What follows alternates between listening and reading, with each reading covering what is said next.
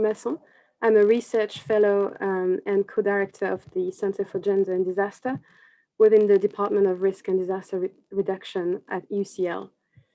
It is my absolute pleasure and privilege to be the chair of this session this afternoon. And I really can't wait to hear our panelists, our guest speakers, and as well as from the audience. Just to remind our audience that we are live streaming on YouTube.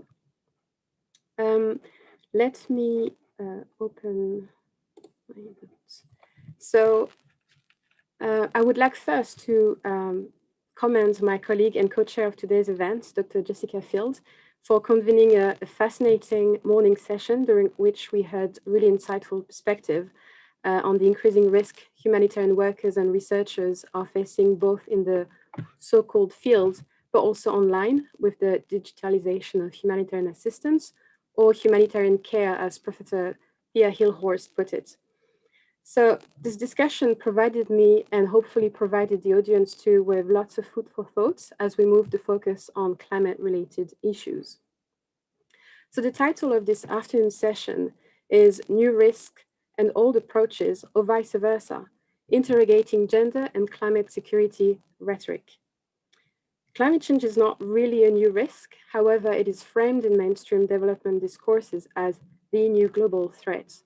And to deal with this threat, different communities of practice advocate their own approach, from disaster risk reduction to climate change adaptation or climate security. Climate security is an opportunity to consider the risks at the intersection of climate change and conflicts, particularly in politically and environmentally volatile settings. In humanitarian context, it makes sense to consider climate change as an amplifier of existing risks or crises that pose immediate security issues to human societies. However, the language around climate security seems to bring, or should I say bring back, dominant discourses on ways to secure populations, and doing so by better controlling risks, predicting hazards, predicting future threats, so that society can better prepare and better protect itself. The problematic focus on the threats and not so much on the causes of environmental degradation is a central argument in the work of gender and feminist scholars who conduct research on disasters or on climate change.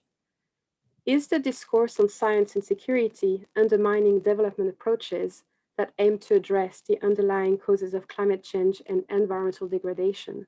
For instance, fossil fuel-based economies or gender and race inequalities. Is the securitizing discourse yet another distraction to avoid challenging dominant discourses on controlling or destroying the environment and controlling populations? These questions have been informed and largely inspired by the work of Dr. Sherilyn McGregor, who wrote 11 years ago, I quote, "As in most crisis situations, such as in times of war, critical reflection on the unjust human relationships that may have led to the crisis is dismissed as a luxury we cannot afford.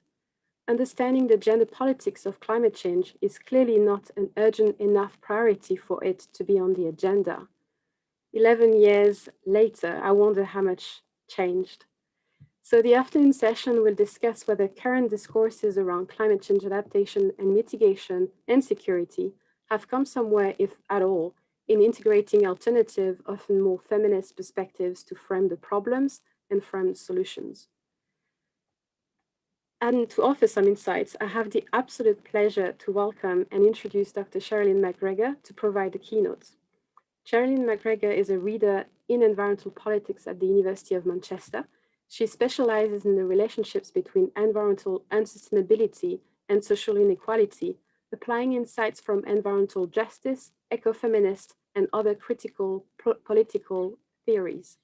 Her current research projects include the impact of climate change on unpaid care work, funded by Oxfam USA, a feminist Green New Deal for the UK, funded by the Women's Budget Group, and everyday sustainabilities in racialized immigrant households in Manchester, funded by the Leverhulme Trust.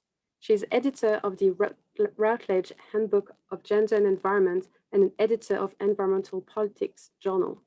So without further ado, I would like to thank Dr. Sherilyn McGregor for joining us and for her time. Sherilyn, the floor is yours.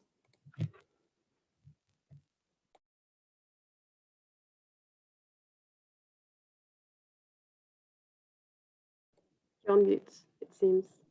Over a year of this, and you'd think, okay, we can all have a laugh. Anyway, thank you very much for that introduction. You can hear me now, right? Okay. Yes, I'm very happy to be here, and I hope that I can give some opening remarks that will set the stage for what I'm sure will be a really interesting discussion amongst the panelists and with you in the audience. What I'll try to do in the next 20 minutes or so is give some reflections on my research on gender and climate change over the past, I don't know, dozen or more years. I mean, you just said 2011. I've gone a little bit back a little bit further than that, but really to try and revisit some of the claims that I've made over the years and try to consider what has changed and what hasn't. And I'll specifically look at how security has and securitization has featured and how I've tried to understand climate change through a critical ecofeminist lens. Again, trying to think about what things have changed, what things have stayed the same. And if there's time, I'll conclude with a few comments on feminist climate solutions and offer some thoughts on both progress as well as some of the work that still needs to be done. So looking back, I spent the last few days looking at some of my older pieces of writing. And one of the first papers that I published was from around 2008. And it was called A Stranger Silence Still, The Need for Feminist Social Research on Climate Change. And that was published in the Sociological Review. And as the title suggests, the starting point for that paper was to point out the lack of feminist or gender analysis in climate change scholarship and policy work. And there was at the time a recognized imbalance between the natural and social sciences and the way climate science was being done, and a silence within both natural and social science about the social dimensions of climate change. And this silence was strange, in my view, from sociologists, but I also felt it was particularly strange that feminists were not saying very much about environment or climate at the time. And that was really strange to me, given the obvious fact, or at least the obvious to me fact, that social and gender inequality would shape all aspects of people's experiences and the socio-political responses to climate change. So the paper sort of looks at some of that and ultimately concludes that any attempt to tackle climate change that excludes a gender analysis will be insufficient, unjust, and therefore unsustainable. From there, I wanted to look at what research had been done around gender and climate change. And so I did look at the small amount of research and writing that was being done at the time to look at gender and climate change. And that there were some common patterns that I looked at that I wanted to understand, but also to problematize. And one that I've written about is the focus in that early work on impacts. So the desire to make the case that gender is relevant to climate change by focusing on and collecting data on how women will be hurt more severely by climate change, are more vulnerable to climatic changes and all of the various risks and threats that come with climate change. So a lot of research to evidence that connection through impacts. And much of that research was done by development practitioners and research institutions working in the Global South. And that's understandable that this work was focusing on the severe loss, damage, and harm being caused in women's lives by climate change. So while important, the unintended consequences of that focus on impacts was a kind of picture of the gender and climate change nexus as kind of unique or specific to Global South contexts, that it was only about women. So here conflating gender with women and totally ignoring men from the analysis, and unintentionally affirming stereotypes about women in the global south as vulnerable victims, lacking agency, in need of saving, in need of someone, and often women or activists in the global north, to speak for them. So I argued that feminist academic research needed to help shift this focus on impacts and to offer other kinds of strategies for answering the what does gender have to do with climate change question. So that led me to call for more research in rich country contexts, which is after all where the problem of climate change stems from. More research needed to be done that looks at gender relations and the operation of hegemonic masculinities as well as femininities in all aspects of climate change, and specifically to look at how the very discursive framing of climate change is as gendered as are the responses to it. So really getting into thinking about going from impacts to thinking about discourse and discursive framing. So those were my early writings, and sort of fast forwarding today, what do I see? What's changed? What I think has changed is there is now a lot of research on gender and climate change, right? There's research being done in a range of different disciplines, from geography to sociology to development studies to philosophy and cultural studies, lots of different ways of understanding the connection. More research on men and masculinities, and importantly, more research on the global north. And there's been a couple of really valuable edited collections about gender and climate change in rich countries of the global north. Another thing that I've seen change is that there has been a sort of successful ending of the silence around gender at policy level. So we do see gender mainstreamed into UNFCCC work. So the Gender Action Plan, for example, it's recognized by the IPCC and the assessment reports. There's research being recognized by the IPCC on gender and climate change. We have the Sustainable Development Goal 5 that recognizes the absolute fundamental need to address gender inequality in order to achieve sustainable development, whereas the Millennium Development Goals didn't really appreciate gender inequality. So we have moved from being fairly gender, some people use the word blind, sort of ignoring gender, to having gender being sort of gender responsive or mainstreaming of gender.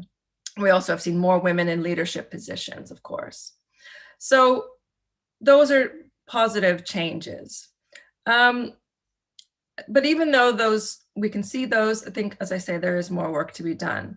A couple of problems that remain for us to look at is the way that gender mainstreaming in policy tends to lead to a single axis approach to gender, when a more intersectional approach is what feminists want to take into politics and research, right? So we've had the effort to put gender into the documents, but sometimes by virtue of trying to use the word, it hides the intersectionality that we have to always remember about gender, being always raced, always classed, always imbricated with lots of other social differences.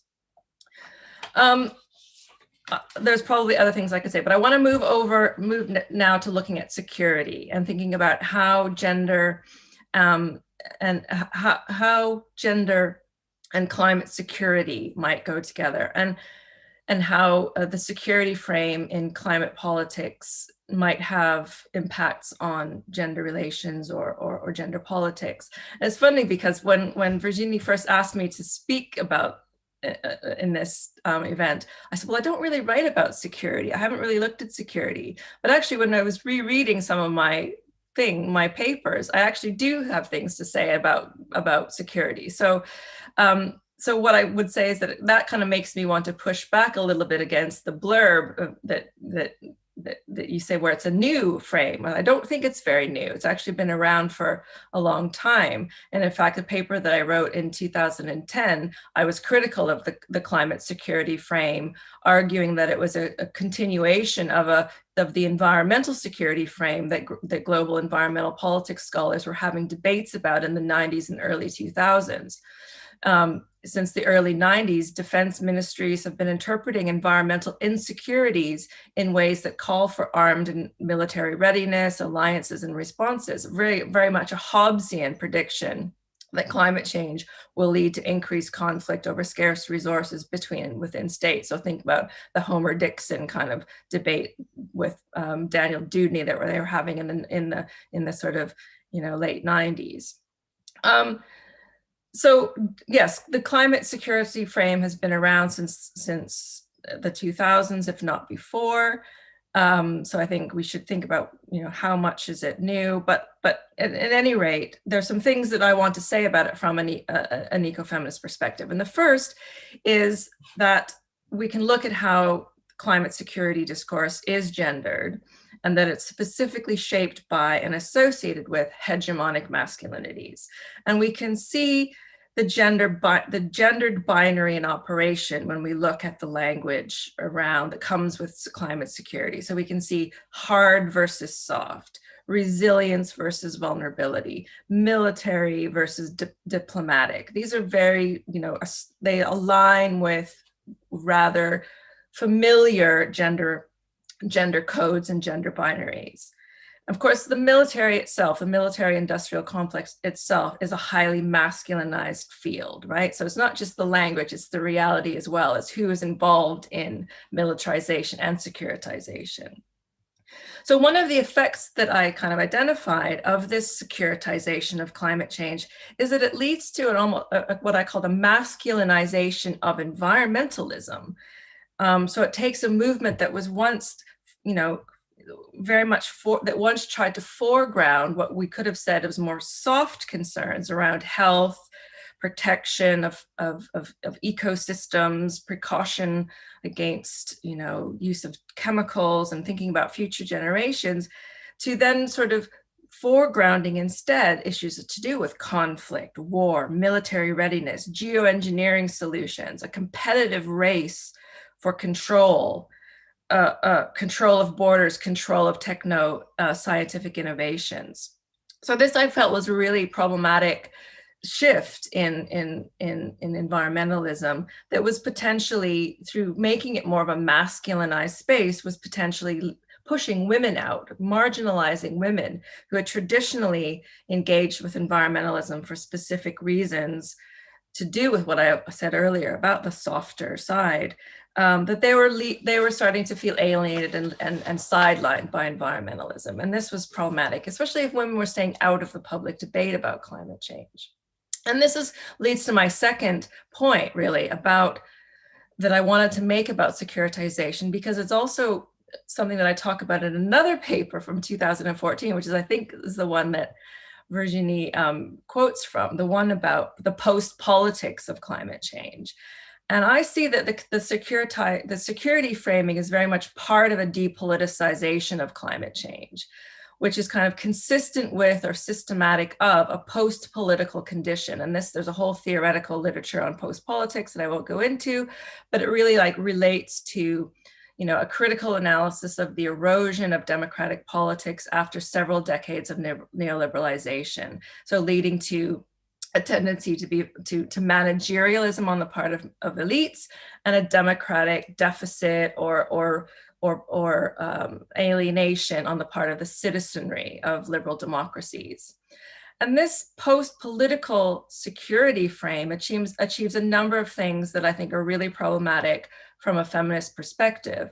One is that it really depends on presenting nature or the climate as an existential threat, right? Nature becomes, something that we humans need to be protected from. Protecting us from nature's wrath, often nature being feminized as a mother, and us humans homogenized in a way that is sort of erases all forms of difference that are really relevant to politics. And really, in that sort of presenting nature as a threat, it also kind of undermines any sort of positive ethic of interdependence that we might have to thinking about solving the problem through an interdependence frame rather than a protection and securitizing frame. The second thing is that securitization leads to a sort of apocalyptic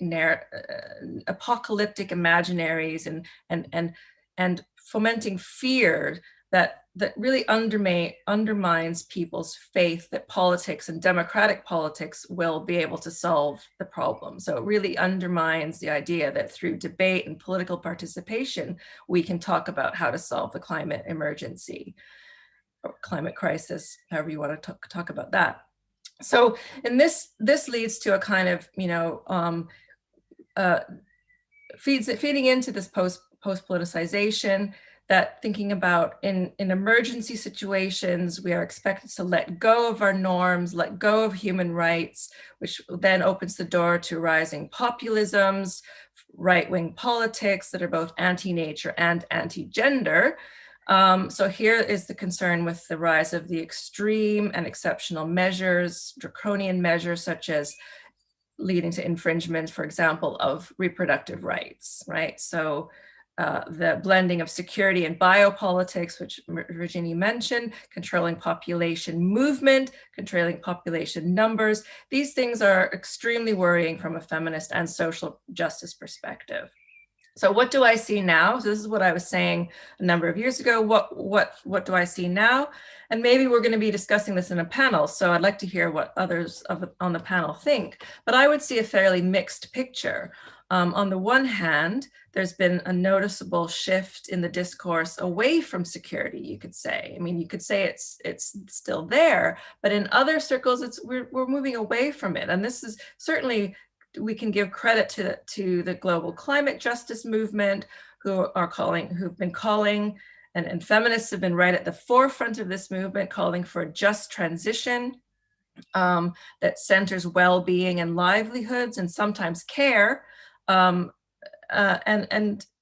rather than sort of a security framing. And we can see this even at the level of the United Nations. And some have said that the Sustainable Development Goals have brought back a different kind of security discourse, right? Which is a discourse of human security that was once promoted by the United Nations in the 1990s. There was a whole discussion of human security that then kind of went off out of discourse, out of public discourse and UN discourse, and was replaced by the traditional military notion of security sort of after 9/11, right? So we had a different type of security in human security, and many IR scholars are still writing about the need for human security as a frame for climate change, as opposed to a traditional one. So that could be a positive thing.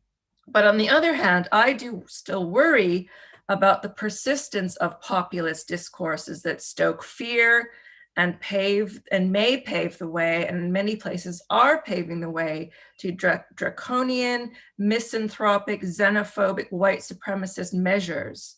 And clearly the hostile environment for migration, the moves to harden borders are being helped by ideas of threats of climate refugees, right? And extreme scarcity.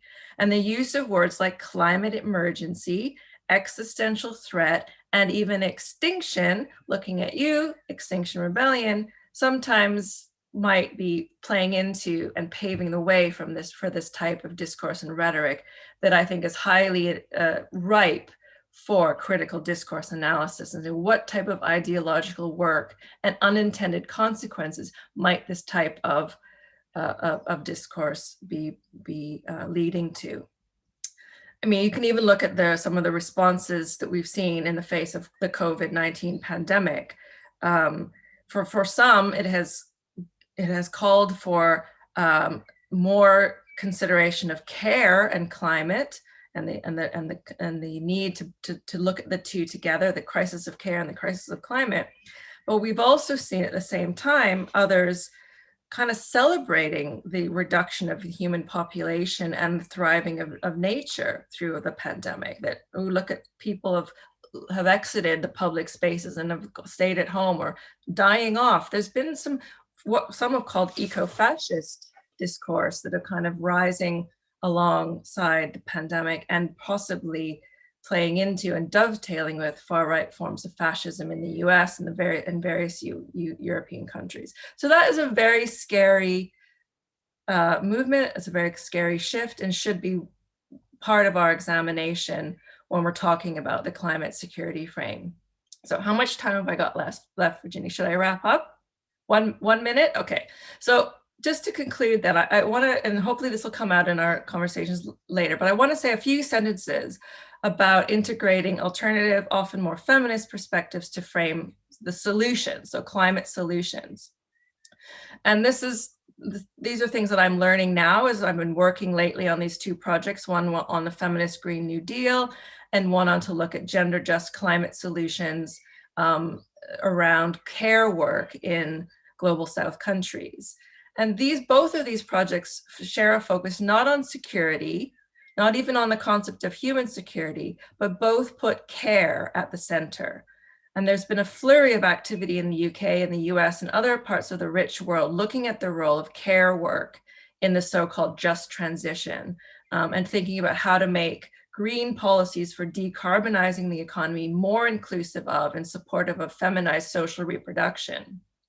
So in the Global South, you can see the work of the Women's and Gender Constituency and We Do, and many others who are focusing on the notion of gender just climate solutions. And these are not just, to be gender just, these are not just about empowering women to be more economically independent or to empower women to be more involved in democratic participation. It's also about deliberately alleviating women's additional care-related work burden that is being exacerbated by climate change. So really thinking about how can we address the care inequalities that happen all over the world and are so gendered. So the focus on care is so important because feminist research for decades has found that the feminization and devaluation of care work is one of the most powerful drivers of gender inequality and must be fundamentally transformed. It has to be recognized, it has to be redistributed, care work has to be redistributed, it has to be reduced, and of course it has to be rewarded. So the argument is that climate solutions must be care sensitive or will be in for more of the same. And this is a very different approach to that which is being offered through climate security conversations. And there's a great slogan that I saw on Twitter recently, and I'll end with this: transition is inevitable, but justice is not. Thank you. Thank you so much for this keynote. I am so inspired, and I have been for many years, as you know. So there's so much I want to unpack and pick on, but I will transition to introducing our other speakers, because you will stay with us, Sherilyn, and join the question and answer, which will be the focus of the next part of the session. So if I could ask all the other speakers to put the video on, thank you.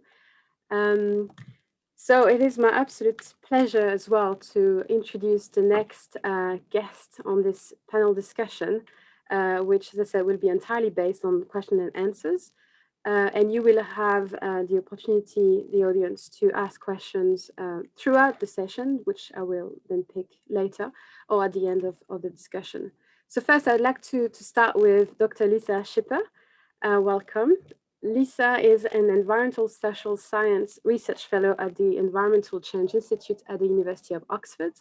Her work focuses on adaptation to climate change in developing countries and looks at gender, religion, and culture to understand what drives vulnerability.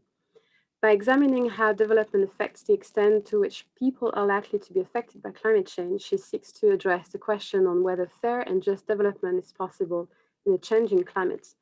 Among her many roles, including being a mother, Lisa is currently coordinating lead author of Chapter 18 of the Working Group 2, Contribution to the Sixth Assessment Report of the Intergovernmental Panel on Climate Change, otherwise known as IPCC. And she's also co-editor-in-chief of the journal Climate and Development. Welcome, Lisa. Next in line, Dr. Amira Sawas, who is Director of Research and Programs at Climate Outreach based in London. Amira is a feminist researcher and advocate who has worked for a long time on the intersections of climate change, gender, and security. More recently, she has moved into advocacy and public engagement on climate change to try to build awareness of the critical importance of bringing diverse voices and agency into the climate response. She's really passionate about working to ensure an inclusive vision of our collective future, which is co-created and driven by the people most affected and most excluded. Amira has worked across the private, non-governmental, and academic sectors across various countries, including Sweden, Pakistan, Jordan, and Kenya. Amira has a PhD in human geography, a master's in global politics, and a bachelor's in psychology. Welcome, Amira. And then we have Hannah Elizabeth Kernel, who works as an analyst at Adelphi in the field of climate diplomacy and security, and she's currently based in Frankfurt, where it's very hot, apparently. In this position, she helps to coordinate and support weathering risk, the global climate and security risks and foresight assessments, and organizes the Berlin Climate and Security Conference. Furthermore, she records the Climate Diplomacy podcast, supports climate security trainings for governments and international organizations, and supports the preparation and implementation of various other projects and publications.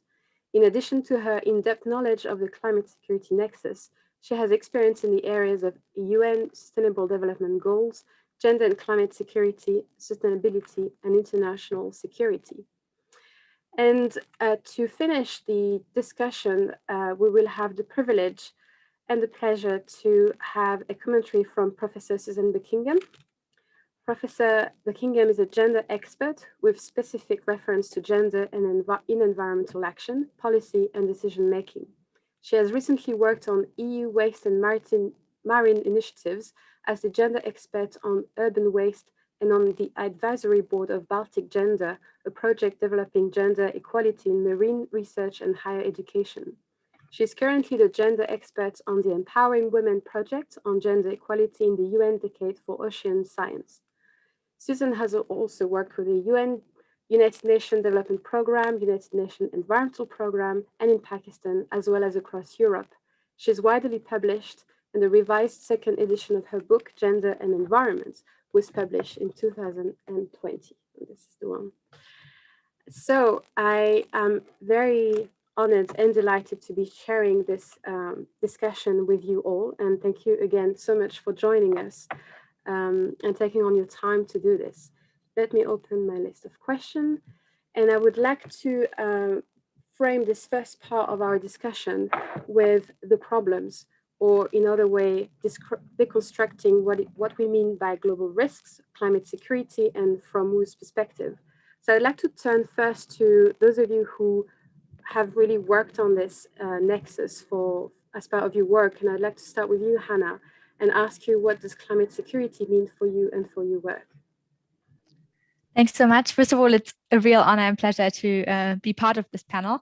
And to be honest, like, climate security is really all I'm concerned with my daily work. So when I say climate security, I usually mean changes induced by impacts of the climate crisis that converge other global pressures and stresses, including population growth or uncontrolled urbanization, increased demands for resources, uneven economic development and inequalities, and also environmental degradation. And as we already heard, they exacerbate global security challenges and intensify challenges, especially in fragile states. And they also spur violence or undermine peace processes. And these changes then can leave communities poorer and less resilient. And in short, my work is about informing policymakers and international decision makers to move from strategic uncertainty to manageable risk. And in our climate security and diplomacy team at Adelphi, we researched the topic together with local researchers and experts. And we try to communicate the findings and try to promote specific recommendations so that policymakers actually can act upon our analysis. And as the topic really is intersectional, I think that has already been highlighted very nicely in the beginning and connected to so many other topics. So we try to promote a comprehensive and intersectoral and cross-border approach. This means for climate security and also for my work that we can't just look at this topic in a siloed way, but we must see it together with all other pressures, dynamics, and developments. Great. I think it's a perfect introduction to this concept, if I can call it this way. I was wondering if, Amira, you wanted to say a quick word also on climate security. Yeah, sure. So I think my trajectory's been quite interesting because I started off as a sort of early career academic working on water and gender and governance, and sort of through that iteratively started working on climate, gender, security.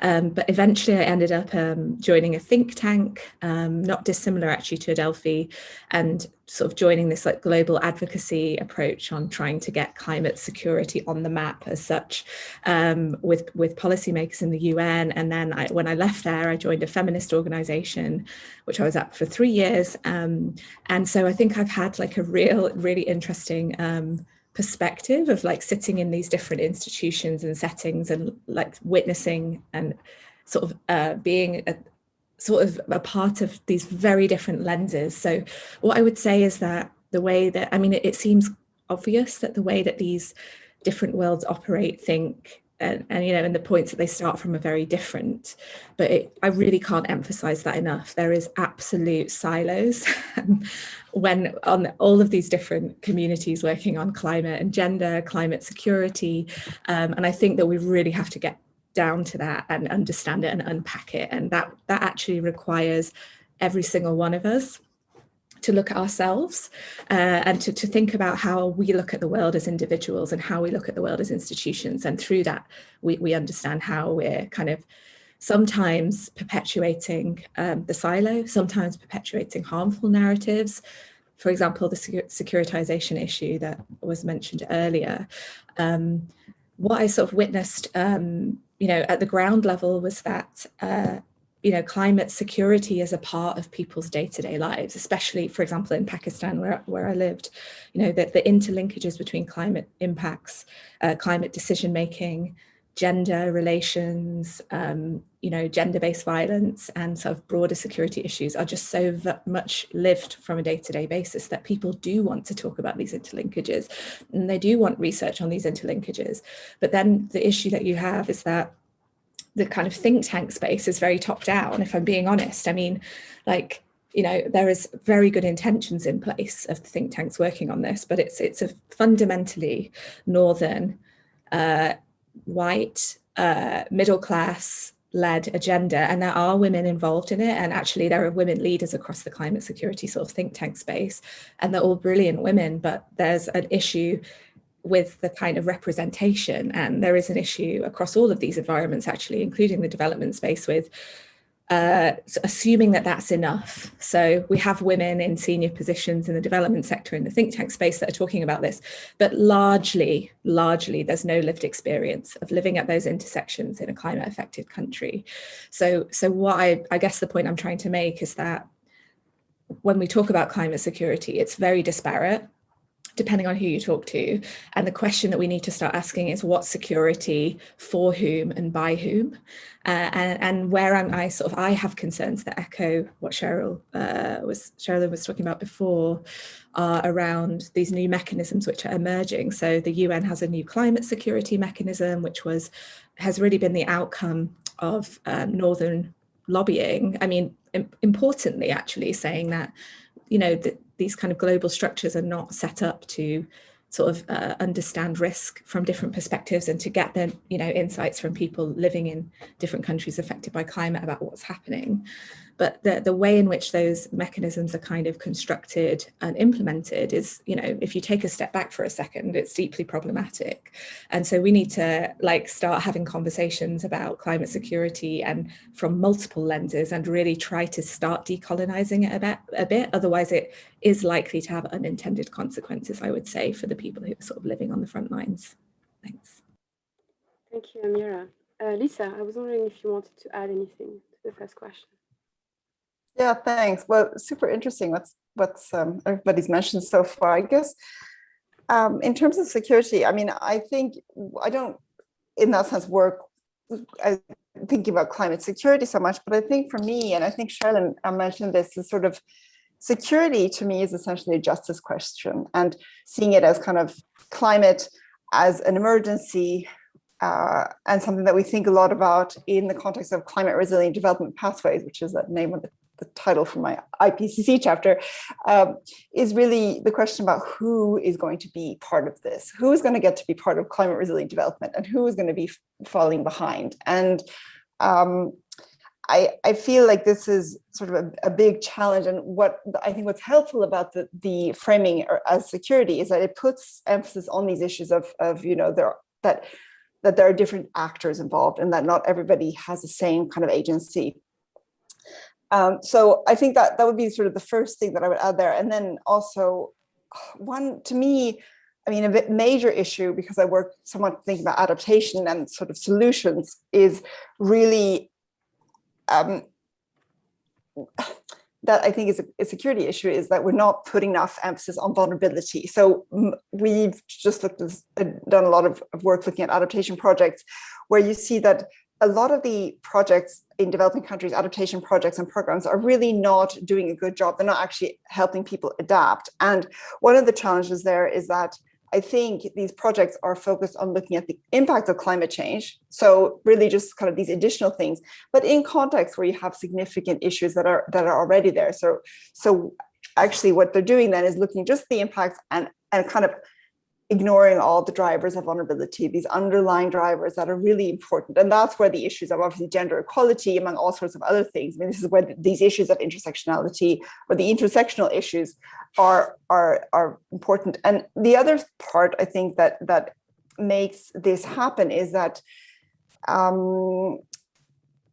one of the strange things about climate change kind of overtaking the discussion of disasters as a kind of the global thing that we need to deal with is that the rhetoric has sort of swung back from, the mid 90s, where they were saying, okay, disasters, let's not just focus on the hazards, let's look at vulnerability, the role of vulnerability in driving risk.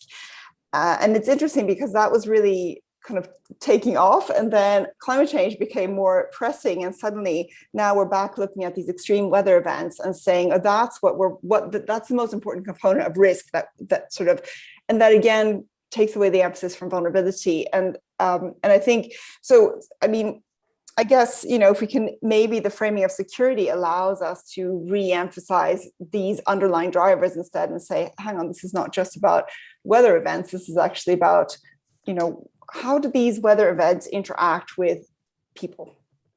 So I think that's how I would look at security. Great. Thank you so much, three of you, for offering some insights on how you see climate security, and already showing how there's a diversity of people's interpretation of this concept.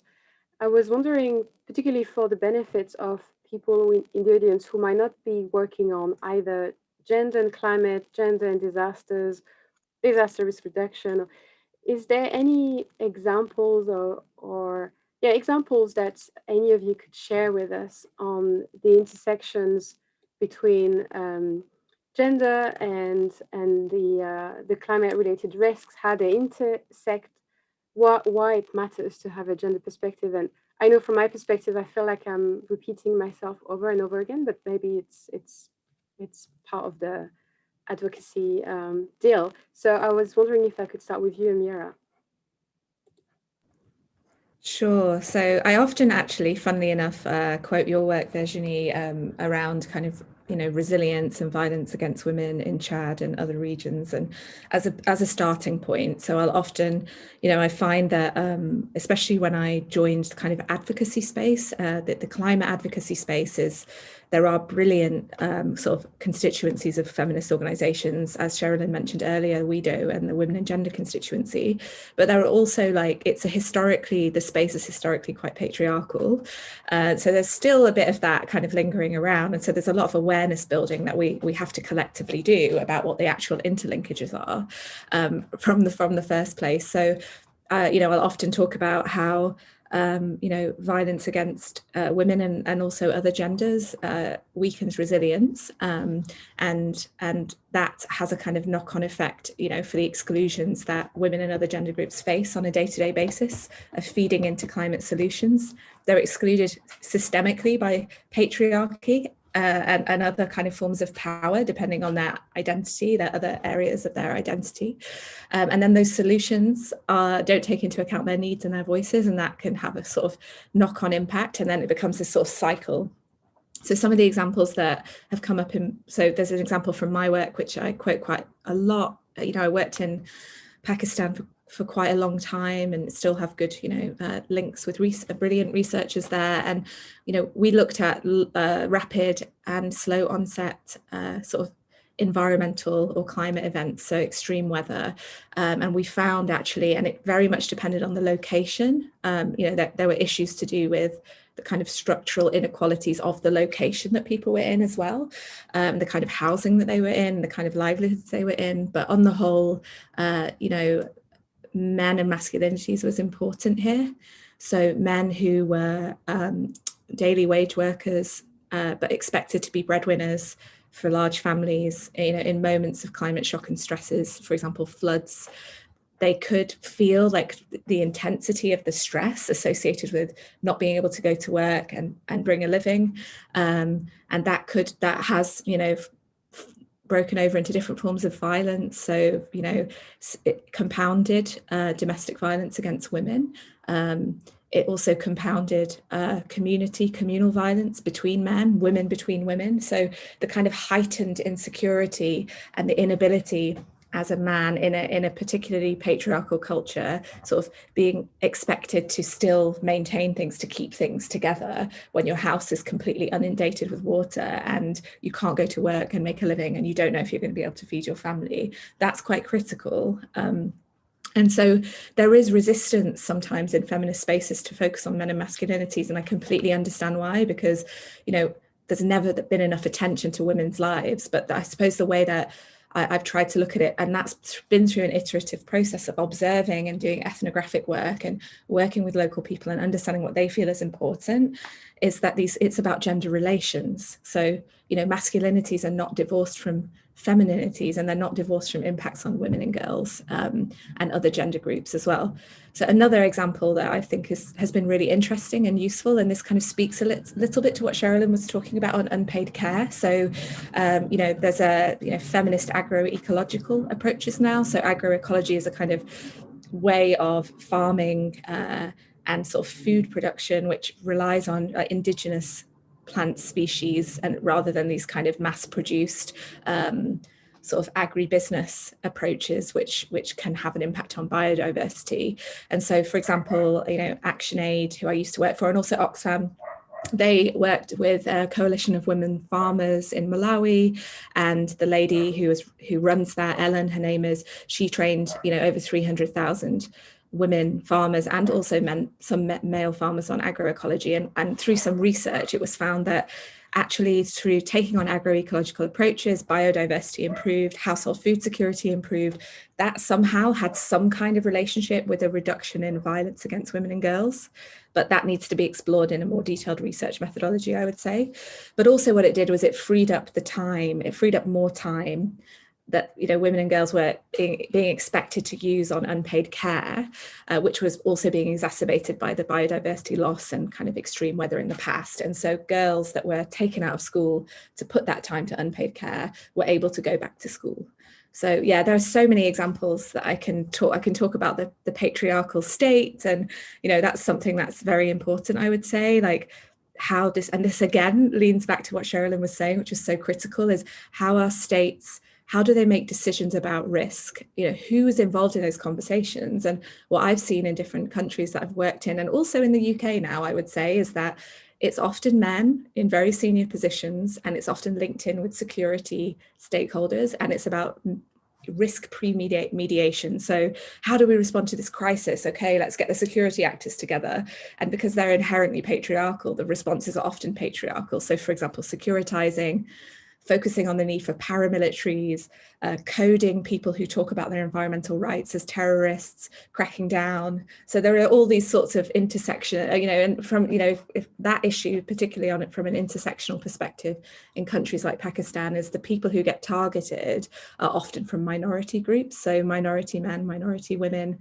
And we also see that with indigenous rights defenders. So you see, like, there was a report last year, I think done by Frontline Defenders, that looked at the murder of land rights defenders, and at least a third of them were Indigenous, and a large majority were women. So the intersections are kind of coming out in all of those examples.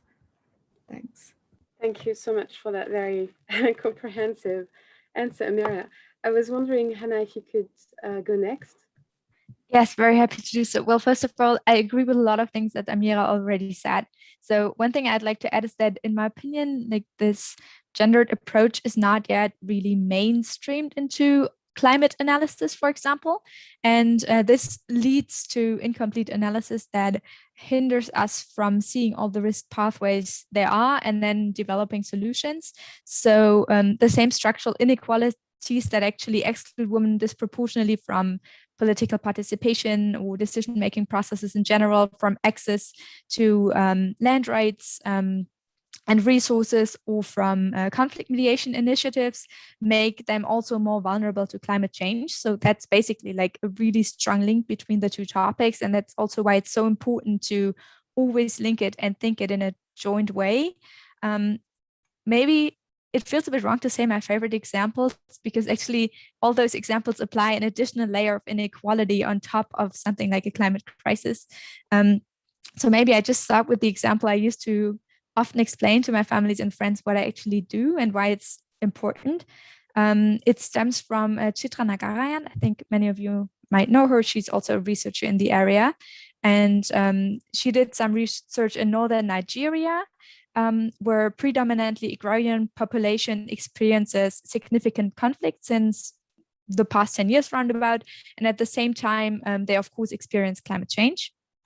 Temperatures increasing, rainfall is unpredictable, rising food prices and food shortages occur, and so on. And generally, intercommunal violence in that area or in the Middle Belt region is considered to be caused by farmer-pastoralist conflicts. We also see that in different regions. And the unpredictability of rainfall has affected, of course, farming and pasture and water sources, and made livelihoods more precarious. So the reduced ability to absorb those shocks, such as the destruction of crops or the death of cattle, increase stakes and also increase the confrontations between people.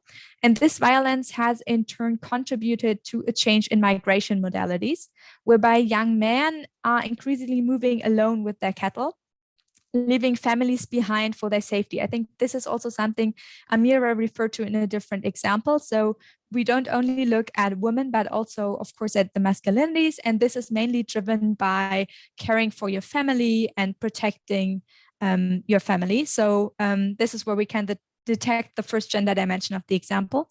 And masculinities and the desire to protect the family wealth and tied up in cattle, and the intense stress experienced by these young men and the lack of family support intensify conflict dynamics. But the violence itself also has a gender dimension. So the crisis point often includes conflicts between young male pastoralists and women in farming communities, because traditionally women are often farming, and men are focusing on the pastoralist activities. And as the strength of the cattle in some communities is also connected to the perception of masculinity, conflict sites include farmlands where, for example, women report that pastoralists are more likely to encroach on if a woman is present and working there, as well as water points where women go to fetch water and where men go to actually water their cattle. And rape is perpetrated by both, so farmer and pastoralist men, because attacks include sexual violence against women, and that heightens conflict as norms of protective masculinity impel men to retaliate when their women have been attacked. So it kind of has like a lot of dimensions in that violence itself. And do I have time for another example, or should we hand over? Yeah, okay. Well, I do have a second example, shorter than the first one. It's about women in West Papuan. So their traditional roles include providing food for their families through small plot agriculture and forest management.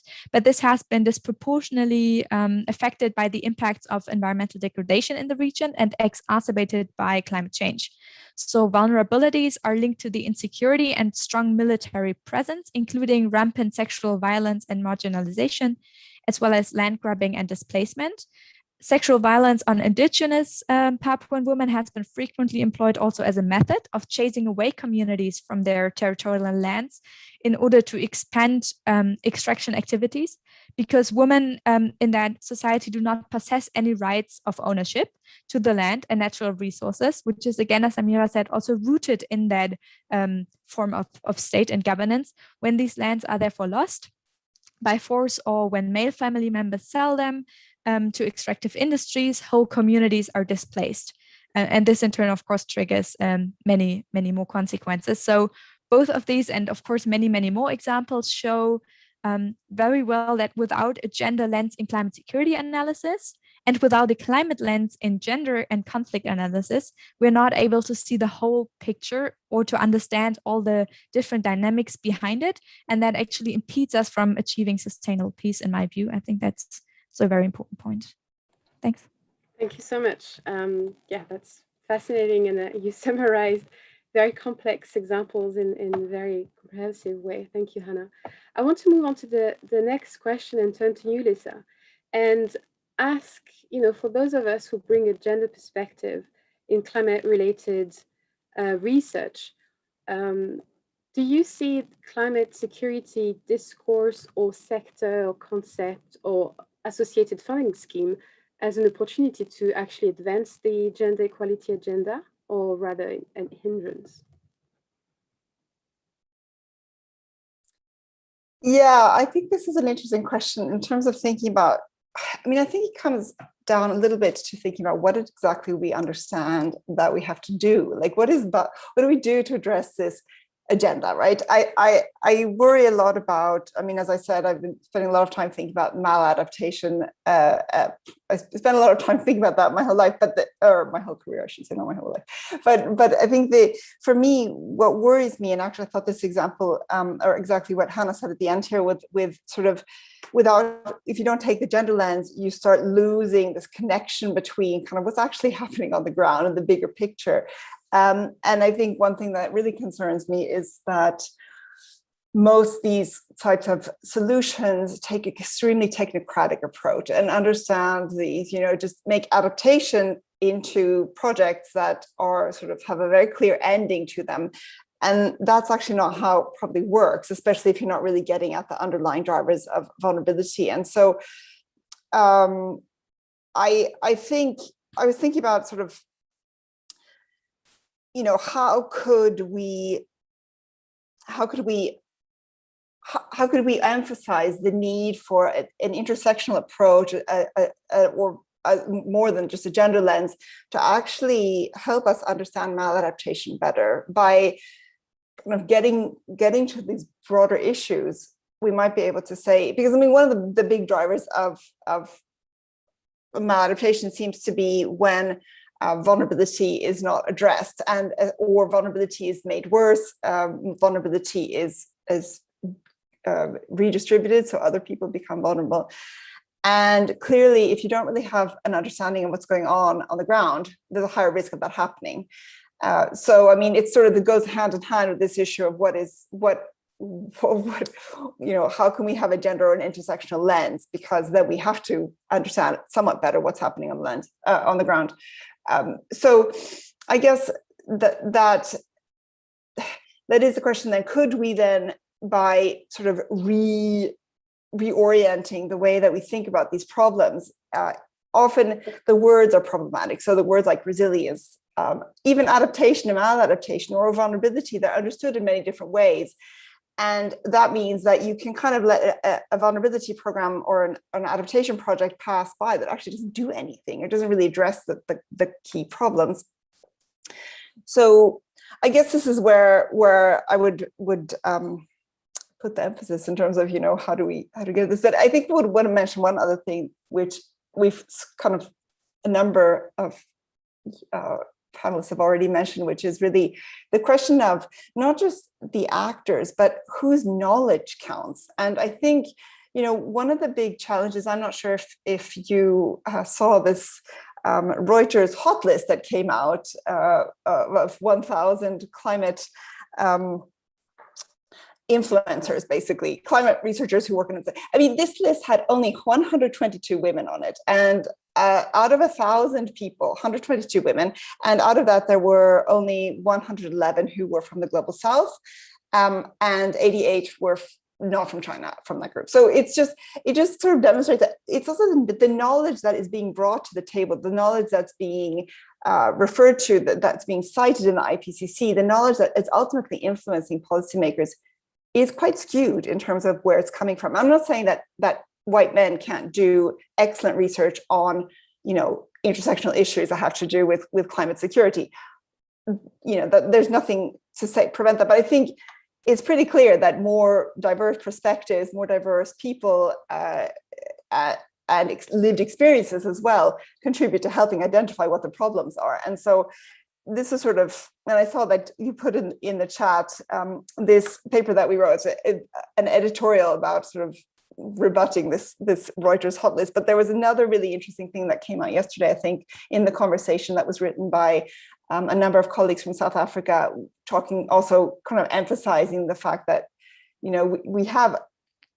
we have an imbalance as what we understand as knowledge that's influencing the way that we the policy is designed, if we're mainly looking at scholarship coming out of the global north, primarily from, men, majority. So I think kind of, maybe I would say just need to think about sort of, it's not just like identifying the actors that matter, but also thinking about what's influencing us in terms of, how are these research programs designed, and what is the evidence that we're drawing on, and who's designing this and who's doing the research. And so. Great, thank you so much, Lisa, and for bringing this example of the hot list.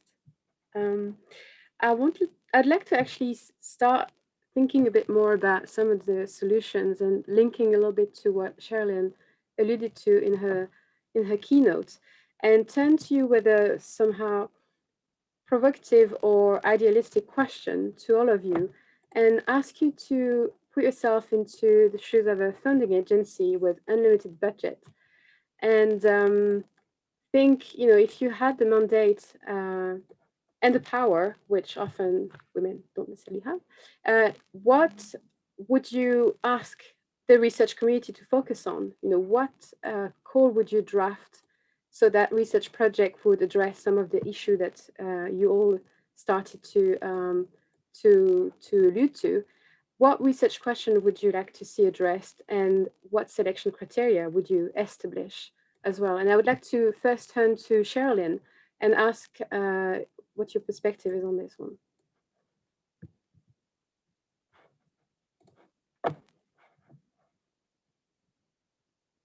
You're on mute. Yeah. Hi there. Yes, no, I am. Goodness, I wasn't sure I was going to answer this one. Can you come back to me? And I can. I'll just get my brain moving again. Then I will move on to Amira first. Thanks. I have lots of thoughts on this, so I'll try to be as concise as possible. But okay, let's talk about process first before topics.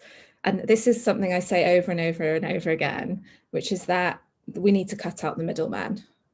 So I did recently did a consultancy for a donor, funnily enough, on women's resilience, climate security, and land rights. And it was just so disturbing. I kept talking to these brilliant movement researchers across South Asia and some parts of Sub-Saharan Africa. And the most poignant example that I got, but this is something I knew was an issue, is this gentleman who was responsible, co-responsible for one of the most important judgments for Indigenous people's land rights, and particularly Indigenous women's land rights in India, said to me, the donor is giving millions of dollars to a northern institution, and then I get to apply for $1,000 a year.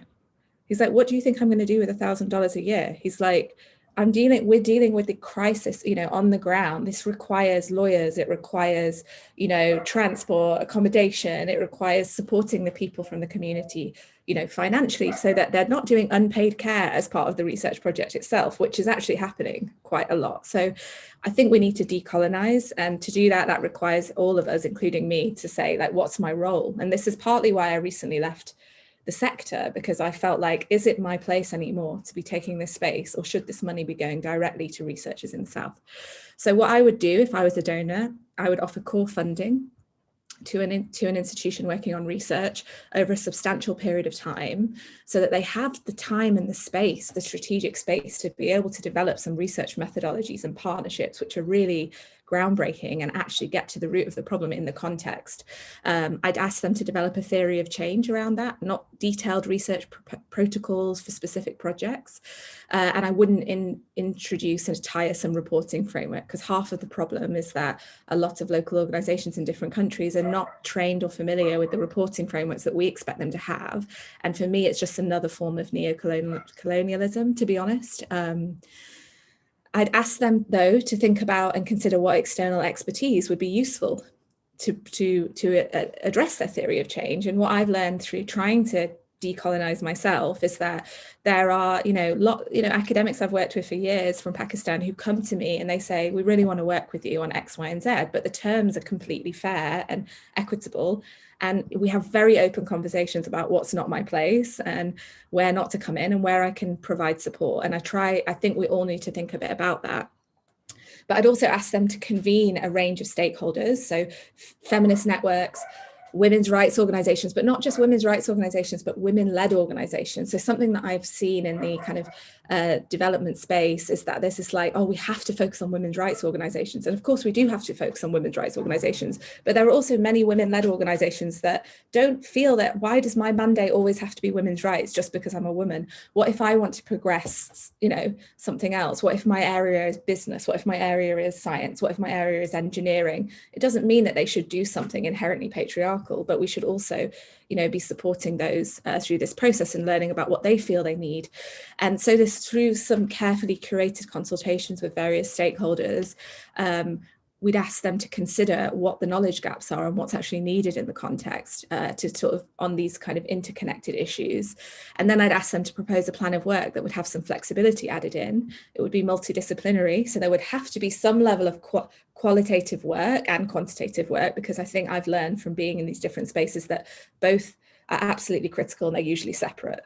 So doing things in multidisciplinary ways is a way of integration, and it's a way of crossing those silos, and it's a collective education process that we can all go on to understand how these issues work, work in practice. And then I'd ask for some kind of governance approach that is accountable to the people they consulted. So a steering committee or a board where ideas get presented to people living in, on the front lines working on these issues. And then they're sort of decided what's the research need, what do we need, and what's our advocacy approach going to be out of this or whatever. So that's the kind of approach that I would advocate for. And I know it's hard for donors, but I feel we really need to move in that direction. And then on the research questions, the work that I've done has repeatedly told, people have said time and time and time again, women's land rights, women's land rights, women's land rights, the most important issue. That's what I've heard. This global project I've been working on, absolutely everybody, every movement that we spoke to globally. So, I have colleagues who are in Latin and Mesoamerica, colleagues in Africa and East Asia. That was the bottom line. We need more attention to women's land rights. We need more work on women's land rights. So yeah, there's quite a lot of great research on it, but it sort of needs to be that transition into advocacy and using research to change the landscape is really important. And like every context is very specific on how you get there, so that there needs to be an intersectional lens on that work. The other questions are around where are the women and the youth in the green transition narrative? We have this problem in the UK, let alone anywhere. So we currently have a very male-dominated UK presidency of COP26. So, this is a global issue that we need to work on.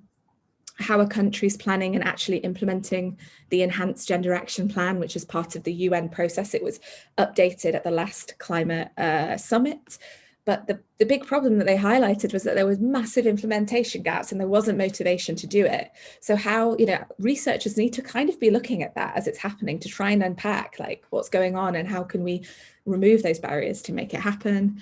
I think it's been mentioned quite a lot, but location-based studies on vulnerabilities, security dynamics, climate impacts, but from a very genuine intersectional and participatory approach can be very, very important in identifying who is excluded and who is at risk based on climate decision-making and climate impacts going forward. And there's just so many, but the one that I think would be really critical to highlight is the solutions. So climate solutions. like there's so many, but at the moment, like let's talk about nature-based solutions, which is taking on a whole life of its own in the kind of climate policy space. What is a nature-based solution? I mean, there are researchers working on this now, which is great, at University of Oxford and IIED are trying to unpack it through engaging with various networks. But my main concern is that this can be used to just displace more people, to take more land off of Indigenous and women's rights defenders. And, the pace at which the conversation is happening and the pace at which the financing is going to go into it makes me really, really worried. So I really think we need a kind of large focus on that from some great research institutions across the world to kind of really bring to light how problematic the kind of narrative is and the trajectory it's setting us on. Thanks. Thanks, Amira. It's actually really difficult for me to be a chair because there's so many things I want to, share and add on to, but this is not my role, and I need to stay in my role at the moment. So I would like to turn back to you, Hannah, to address this question. If you were a funding agency with unlimited budget, what would you fund and with which criteria? To be honest, I'm not really prepared for the question. It was but Sherilyn is raising her hand, so she's really good points, I guess. Sorry, my apologies, Hannah. Sherilyn, you are next in my little screen. Yeah. They're not as well thought through as Amira's points, but I mean but related. And this comes out of the research that I've been doing over the last year and a half or so for Oxfam, which is the look at the care work and climate change and the opportunities and the challenges around that. And I've been doing this with Seema Aurora Johnson.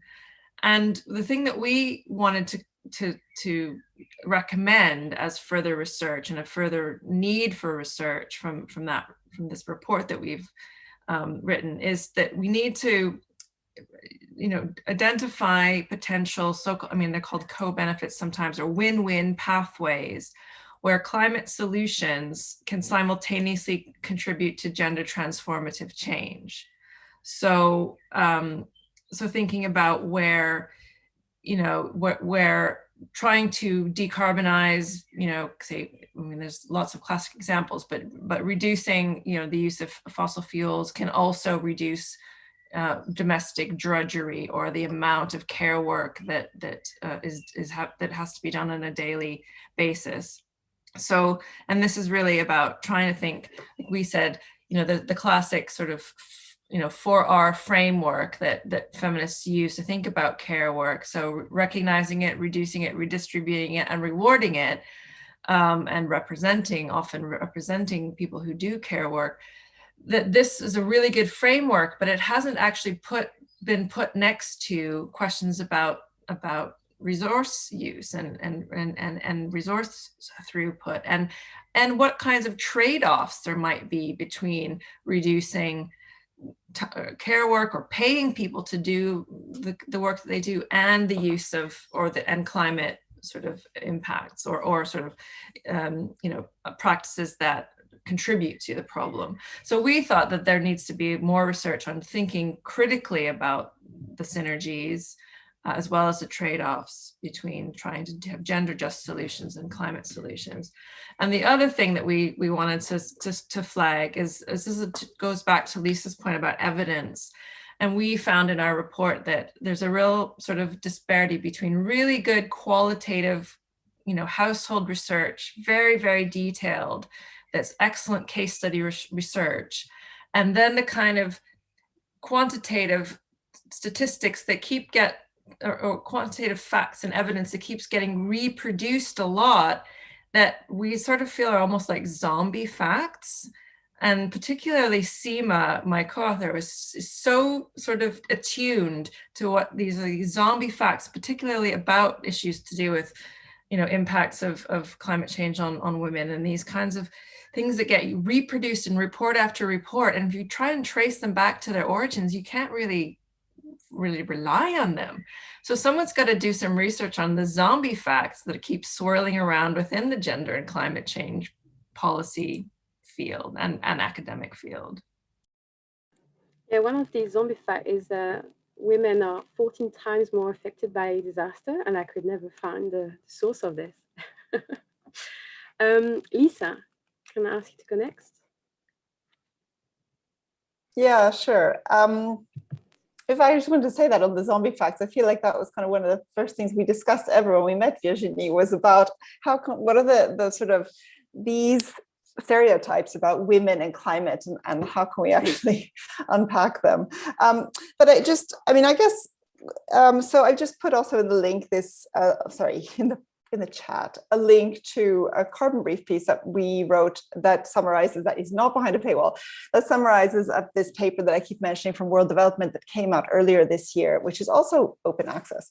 But one of the things that is clear to me with sort of how we can improve programming and thinking, obviously this is more in the context of how to actually make sure we don't just reproduce vulnerability and that we actually address climate change.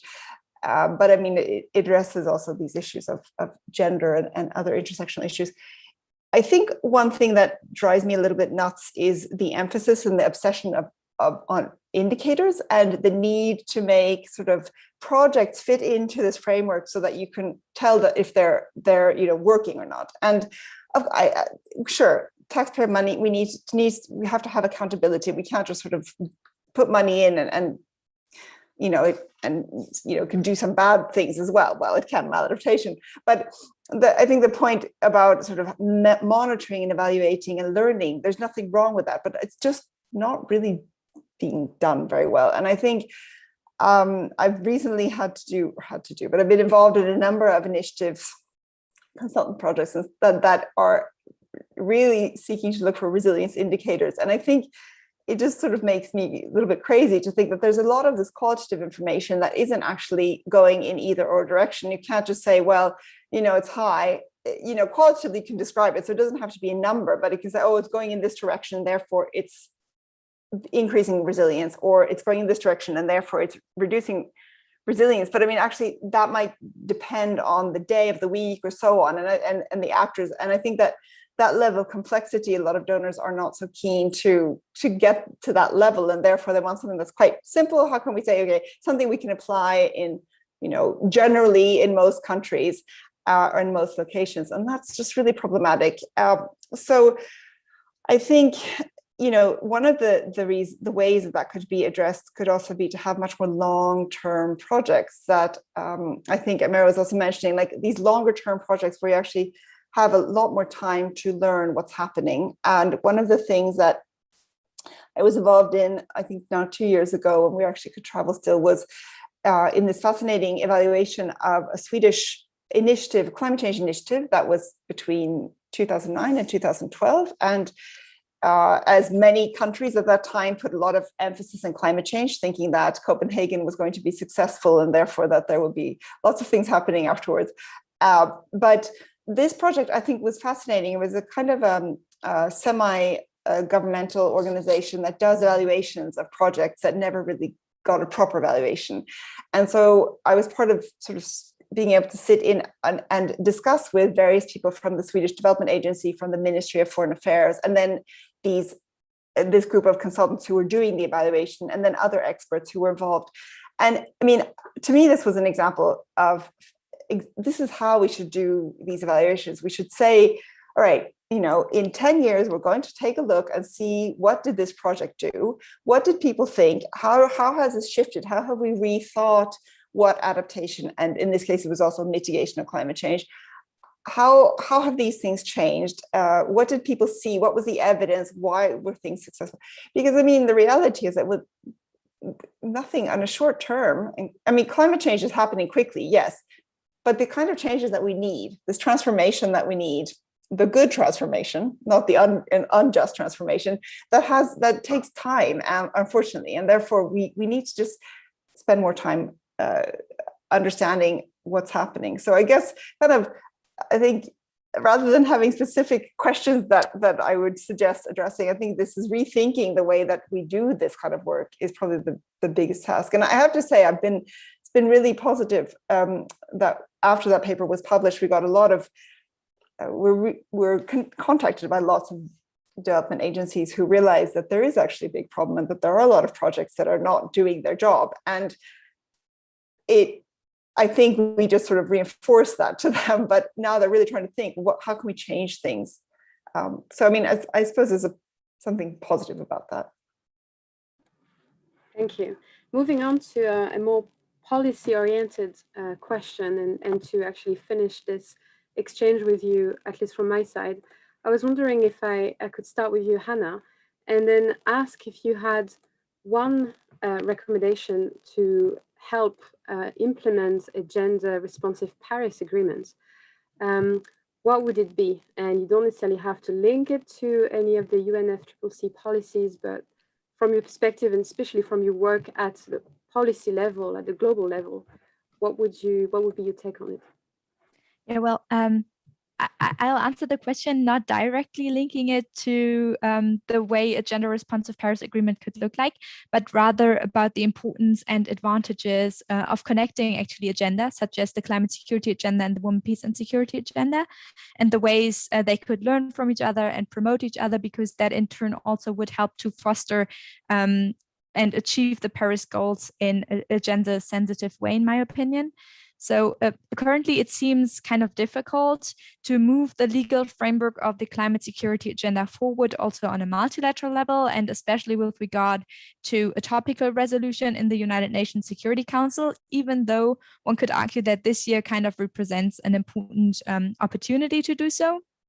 And therefore, in a very recent article, together with two colleagues of mine, I argued that states should actually transfer the knowledge they have from the implementation of the Women, Peace and Security agenda to the climate security agenda, because this represents an opportunity to strengthen an inclusive climate security agenda, which we've already heard is like very important and should be at the core of advancing this agenda. And we argue that actually like national action plans on climate security, just like they exist for women, peace and security, could increase the coherence and coordination between government agencies and advance cross-sectoral approaches to multidimensional problems. And they could, of course, also be tied to goals from the Paris Agreement or the national goals that states aim to achieve. And in contrast to the Women, Peace and Security agenda, the climate security agenda is driven more from a top-down approach, so via bilateral and multilateral diplomacy, and developing actually inclusive national action plans would also help to strengthen bottom-up processes, which I think, in my opinion, is like very important to engage civil society and locally led organizations, as well as youth and other marginalized groups. That actually represent very important drivers of change, but are oftentimes ignored. And interconnecting agenda means actually to advance agendas jointly and hand in hand. So this helps also to mainstream gender lenses in everything related to climate, but also to mainstream climate in everything related to gender, which is, of course, necessary if we want to see the complete picture in our analysis and, as I already said, achieve sustaining peace. So I think that would be my recommendation with regard to a multilateral approach. Learn from each other and like interconnect all those things, because like I've graduated a year ago, and what I've learned at university over and over is like, don't work in silos, connect, like have an integrated approach. And then I started working, I was like, what? Stop. What is happening? Why has no one actually already connected all those things? Why is working in practice so much different from all those things that I learned? And so what I really like try to do in my daily work is get all those people together and not only take the glasses on, but actually like have a glass that has all the lenses in one place. Yeah, and that would be a goal I think we should aim at with the work we do in future, no matter at what level. Thank you so much, and also for this powerful metaphor, Hannah. We have 5 minutes left, so to address that question, Lisa, can I ask you to go next and to be brief? Thank you. Yeah, I guess I maybe just pick up on the final point there, is if that's okay, and just kind of avoid the question of it, because I think this issue, we talked a little bit about sort of, and Sherilyn also raised sort of the issue of natural and social sciences and if all disciplines, I think, because I think this is a major issue that is is one of the challenges. And I'm saying that, I guess I put my kind of IPCC author hat on right now and saying sort of really what a struggle it is. I mean, Maureen will also know how this is feels, but the struggle of really trying to speak across all of these disciplines to try to create some sort of a picture that is understandable to the audience, the client of the IPCC, that is the governments. And I think, I mean, as a qualitative social scientist, I definitely feel like a second-class citizen in the context, even in working group 2, which is impacts, vulnerability, and adaptation, because so much emphasis on the need, again, unfortunately, on not just indicators, but this kind of quantitative representation of the information, of the data that we research. And I think it really, you know, when you start talking to, can I say, let me just say this, and I guess I can be attacked, but I mean, the point is, I think really natural scientists really struggle with reflexivity. They do not have this, they're not taught in the same way that social scientists are to understand the way that they create, how can I describe this in the more lay terms, that they come with specific vision, they come with a specific understanding, and that specific understanding of how to do research is not shared by everybody. And social scientists generally learn that you have to understand that difference between the way that you frame the research, sort of there are differences between the way you frame research and the way other people do, and then that can create different kinds of results and so on, and perspectives. And until I think natural scientists get kind of understand reflexivity better, we continue to have this clash between sort of what matters. And it is important because, I mean, things like gender, we do have quite an interesting gender box in the IPCC, in the Working Group 2 report, and there was sort of an emphasis to put a lot more gender into the report. But the point is more that a lot of the research that's in there, that's assessed in there, is quite gender blind. And so to try to, you know, it's just, there's a sort of disconnect between these kinds of worlds. And it really has to do with understanding what is it that we're doing research about. But then also how we do that research. But I think more importantly, fundamentally, is what is it that we're doing the research about? And until we can really do proper interdisciplinary work where we're really on the same page, I don't have to know all the methodologies that I don't want to know all the methodologies natural scientists use, but I need to understand what they bring and what the limitations are. Similarly, and sort of why they do things in the way that they do them. I mean, it's like relearning a whole bunch of things. But anyway, sorry, that wasn't very brief, Eugenie, but I think that that's a crucial issue for trying to get gender into climate discourse and climate research. That's absolutely fine, and great also to get your perspective at the forefront, at the front line of trying to take all this knowledge generated by the climate research community and trying to digest it in a way that is comprehensive for policymakers to use it. I want to transition and use some of the questions asked by the audience, and perhaps starts with you, Amira, because there is first question, thanking all the panelists for your contributions and building on what some of you said about decolonizing research and working with local actors. I wanted to ask if you have been working with knowledge on climate change or the environment that are produced in the South, for instance, indigenous cosmovisions, etc., and what we in the West can learn from them. Since we're such a big part of the problem, shouldn't we be listening more and intervening a bit less?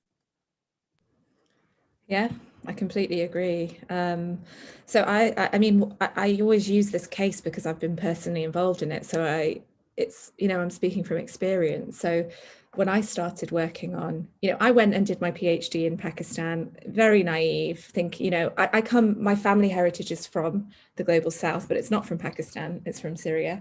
And I sort of went thinking, oh, I can just go to Pakistan and do my PhD and, you know, make a contribution, and, you know, quickly saw actually, what did I really have to offer? What I had to offer was perhaps using my privilege to channel money to the people who actually know what they're doing. So I started working with Pakistani academics who were far superior to me in every way and more experienced. You know, they already had lots of amazing projects, but I suppose that the only value add that I had was saying, okay, I'm at a UK institution, we can apply for UK government money, let's apply for it together, but 90% of it is going to you and the institution there. And that was very contentious, I have to add. Like, I had to fight a lot. I was an early career academic, so I could kind of stumble over myself by asking these questions that it's a bit more difficult for more senior academics to be able to ask, because the rules are supposed to be more clear to them.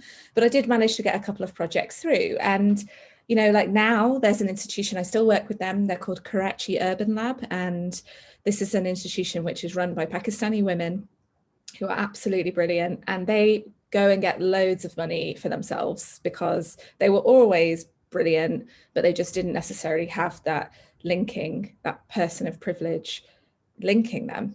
And, you know, like, I get brought in now sometimes if they need me, but most of the time they don't really need me because they are far more advanced than I am. So yeah, like I go to them and like, oh, can I please work with you on something? That's kind of how it works. So I believe that that's possible.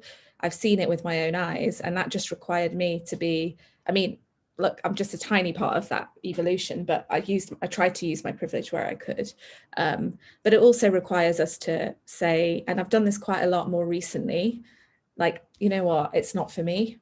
Like, you get offered a lot of opportunities to speak, you get offered a lot of consultancies, you get offered to be on research proposals. And, you know, when you're younger and you're trying to establish yourself in your career, like, I don't come from massive privilege myself, relatively I do, but in the UK academic space, actually not at all.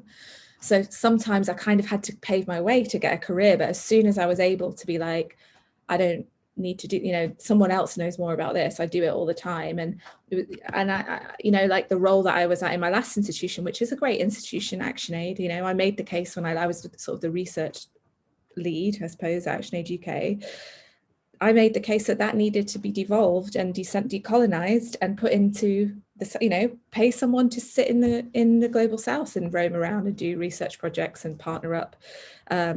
And so I just think we do have to challenge our own privilege a lot, and we have to be willing to step out. And if we don't do it as individuals, there's never going to be a collective process. So that's my view on it. And one thing just to caution is there's so much language around.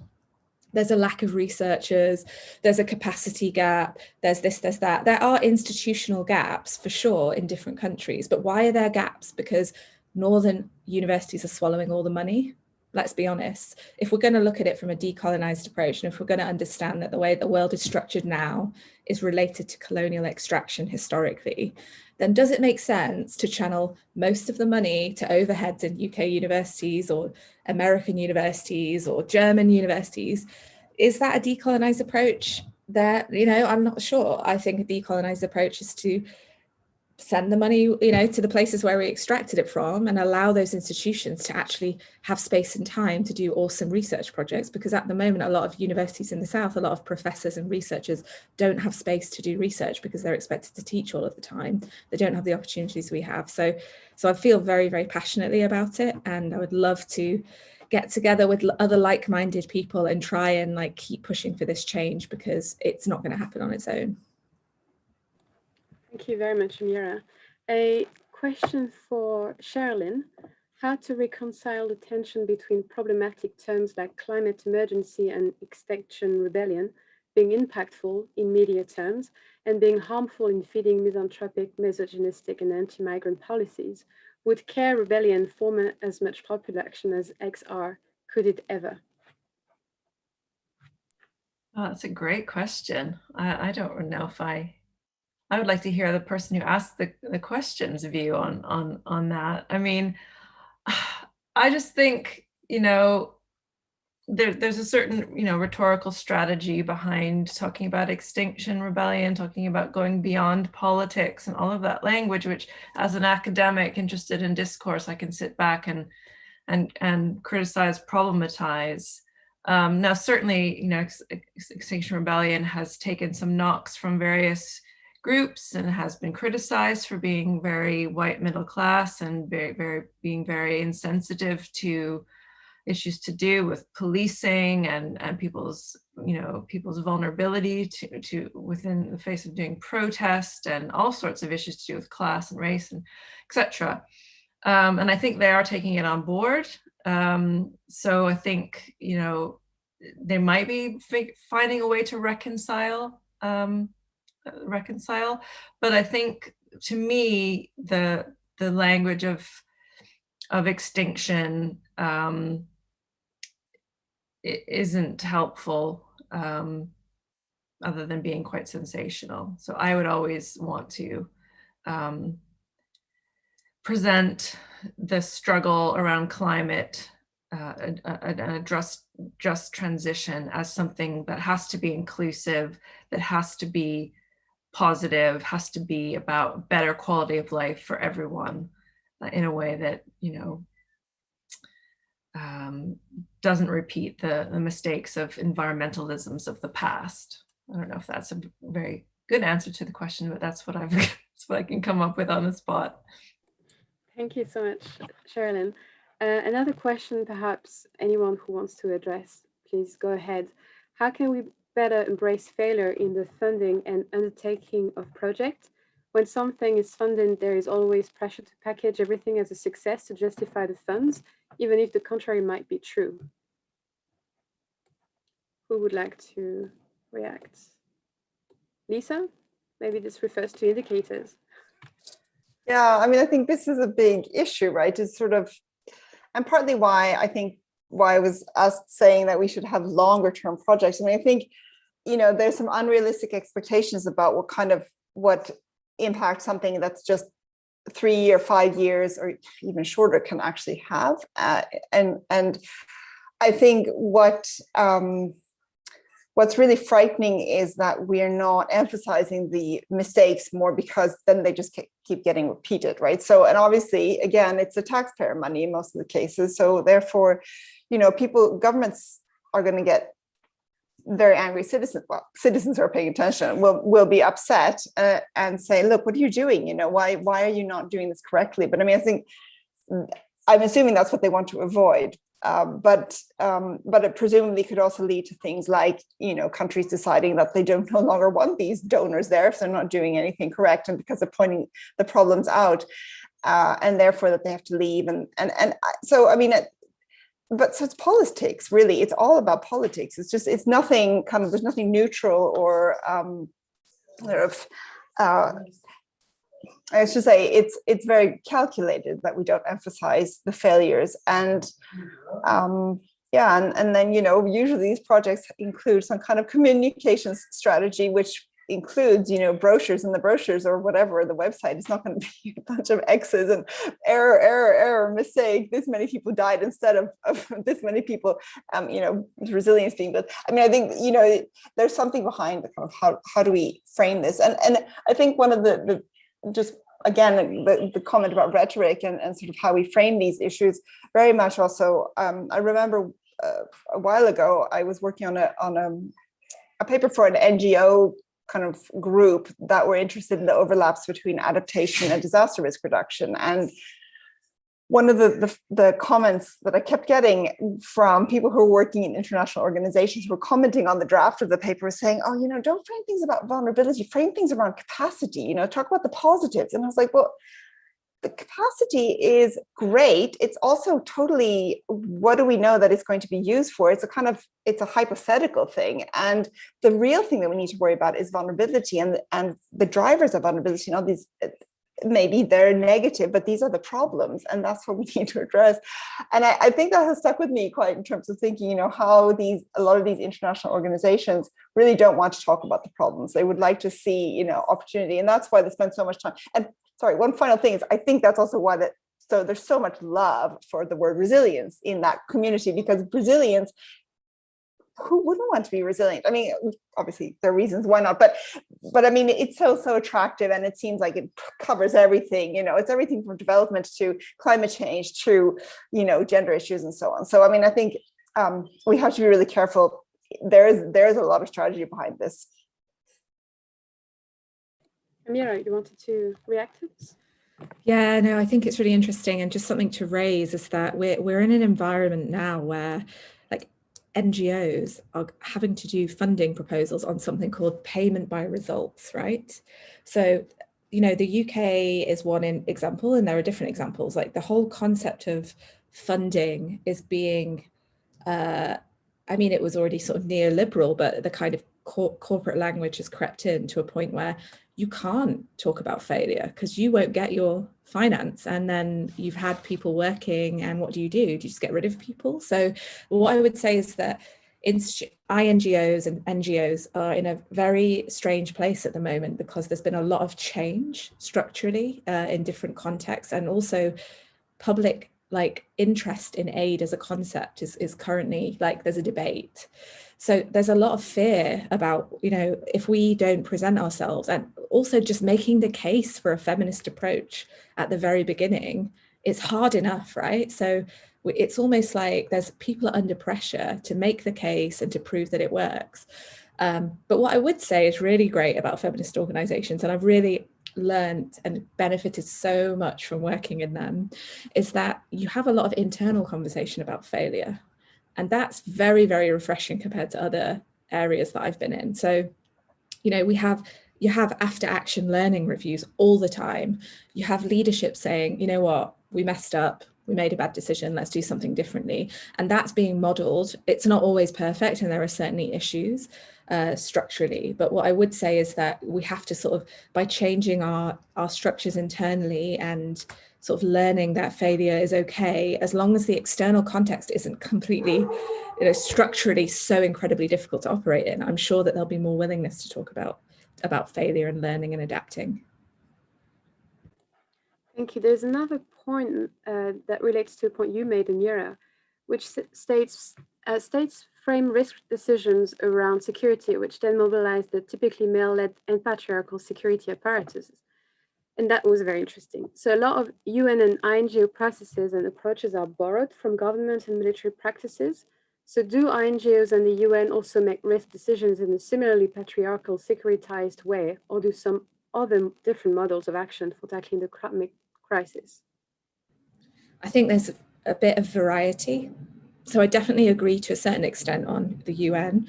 What I would say about the UN, which is quite interesting though, is like every institution, regardless of the overarching culture, you'll meet some really awesome people who have the right mentality. That's even the wrong way to go, but a similar mentality to you, that, you know, feminist agenda, want to pursue change, but these are historical bureaucracies, and the whole creation of those systems comes from a certain place and thinking and moment in time.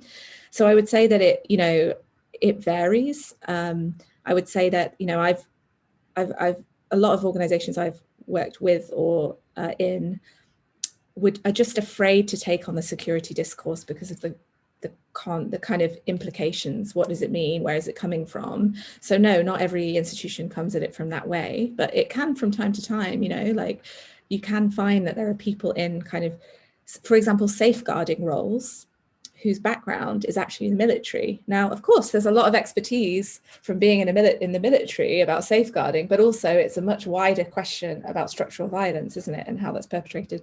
So I would say it's very context dependent, and there's a huge resistance to even have this conversation. But there's some great work, like I'm sure many of you have heard of Cynthia Enloe. She's done amazing work on kind of patriarchal masculine states. And I think with the climate space, what's very important to bear in mind is because it's intimately tied to land and resources and trade and these issues which are so seen within the male kind of purview, that, you know, that's why it makes it very, very important to have feminist lenses in there and to be trying to just continuously deconstruct through conversation and dialogue and other factors how those decisions are made and where those ideas come from. Hannah, did you want to react to this last question or make any other point? Yes, I was thinking about as well. I hope you can hear me because I think my connection might be a bit, yeah, okay. So what I thought, it might be that I'm naive because I've not been around for that long in this sphere yet.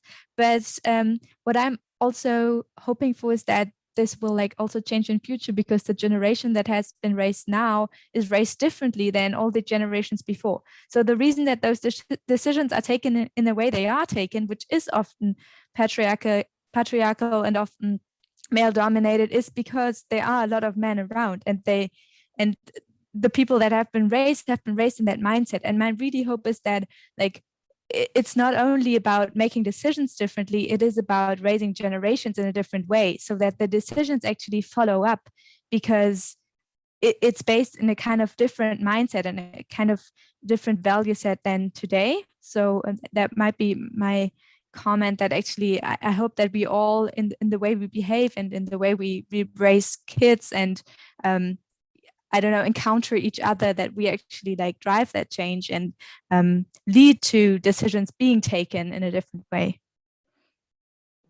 Thank you very much. I'm looking at the clock and I really want to make sure we have enough time for hearing Susan's commentary. So I'd like to pass the floor on to you, Susan, and hear your thoughts and what you made of this discussion, and trying, I don't know if it's possible, summarize any of what was said. Yeah, the floor is yours, Susan. Thanks very much, and thank you to all of the speakers for some really interesting presentations and responses to the question. And a bit like Virginie, it's I've been very assiduous and been writing loads of notes, but sort of splitting myself between thinking, right, how am I going to do the discussion, and how am I, and this is really interesting and I want to follow it up. So what I've done is identified 3 or 4 areas that I wanted to highlight, and I might not remember always who's made what point, so forgive me, but I think there were quite a few overlaps in interests. And as those of you who don't know me can probably gather, I've been working in this area for quite a long time. And I was interested to hear Sherilyn talk about going back over her corpus of work over the last 15 years or so. And it just made me think about sort of going back another 10 years or so to think about all the different concepts that I've heard associated with climate change. And so I wanted to start off picking out issues around discourse and the discourse of climate security. Is it one in a long line of, I came to the issues when sustainability was being coined in 1992 around the UN Conference on Environment and Development. And then resilience was really popular. And it's, I note that a few of you have been talking about resilience in the disaster context, but it seemed to have diminished a bit in connection with environmental and climate change issues. And that links with adaptation and mitigation. And Lisa, you'll know a lot more about this than I do, but my sense is mitigation has really dropped off a lot of agendas, and we're looking at adaptation much more, and thinking of the Nicholas Stern report quite a long time ago now, 15 years or so ago, that was saying mitigation is actually much cheaper in the long term than adaptation, but we seem to have missed that trick. And I was interested in Sherilyn's argument around the discourses of rebellion and extinction and emergency. And I was thinking I'm a bit ambivalent about that, because it seems, and I have a lot of criticisms of Extinction Rebellion as well, and as I sort of, I'm on the fringes of it as a bit of a critical friend, I think. But it really has raised the issue of whatever we call the climate emergency, crisis, climate change. It's really, well, it's forced governments at different levels to say they're going to do something about it.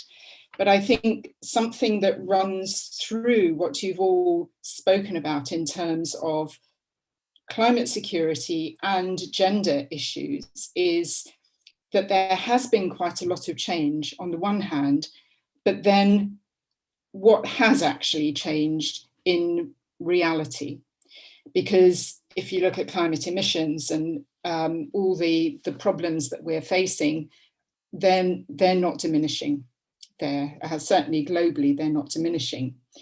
And what Sherilyn was talking about in terms of security as a very masculinist debate, and is echoed by a lot of governments' talk about investing in geotechnology.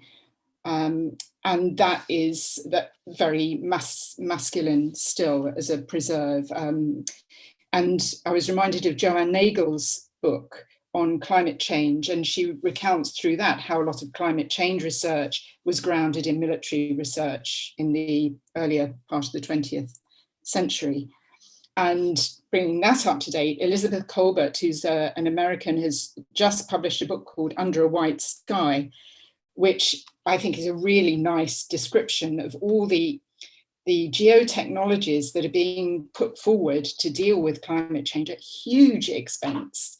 And but she goes through past so-called solutions, which have then created a lot of problems in their wake. Nuclear power is the kind of obvious one we think of. So that was supposed to address coal, or perhaps it was supposed to address other things, but it's left us with more problems. So another reason to beware geotechnology, and then to think about Sherilyn's point and another point that was made actually by, I think, Lisa, that we need to think about human security and human roles in the whole climate discourse. In terms of care, again, Sherilyn introduced this through the work that she's doing, and that it really has to be on the agenda. And perhaps it's creeping into some agendas some way. And I think that's really important because of if we don't address the care question, and really that's addressing masculinities and femininities, we're not going to be able to address the climate issue, crisis, emergency whatsoever. And I'm reminded of Audre Lorde's The Master's House, and the Master's tools will not be able to build that house. So how do we actually raise the issue of a feminist Green New Deal that Sherilyn's been working on, or prioritising care, and organisations, institutions that we might think about doing that, like the European Union, for example, or left-wing political parties, still need quite a severe nudge to get that onto the agenda. And it's great that the work that WEDO and the Women's Budget Group and Women's Environmental Network are doing on that. But I think the experience of researchers, and some of you have been talking about the role that women play, not just as vulnerable victims, but in doing work, primarily in the global south that you've been speaking about, but everywhere, that needs to be taken into account. Which brings me to the third issue of whose voice. And you've all raised the importance of expanding the voices that come into making decisions around climate change. And I want to just think about how things might have changed in that regard. And just since 2012 or so, when feminist as well as gender issues were begun to be addressed by the UNFCCC, which coincided with Christiana Figueres being the executive secretary, which probably wasn't a coincidence. There clearly is a change in terms of process. And with the Mary Robinson Foundation, although I'm not sure why that's met its demise now, what happened there, but Anne Hidalgo's work at C40 Cities, the rise of the feminist foreign policy, which I'm I was trying to look at how much that was inputting into climate debates, but their statement on their website is there's no peace without feminism. And I think what you've all been saying during this afternoon is there's no addressing climate change without feminism. And people like Jacinda Ardern, who is pioneering climate policies. So there are significant changes in terms of the global aspect, and yet on the ground, perhaps there's fewer change. And Amira, I really liked the way in which you'd thought through how research could be addressed.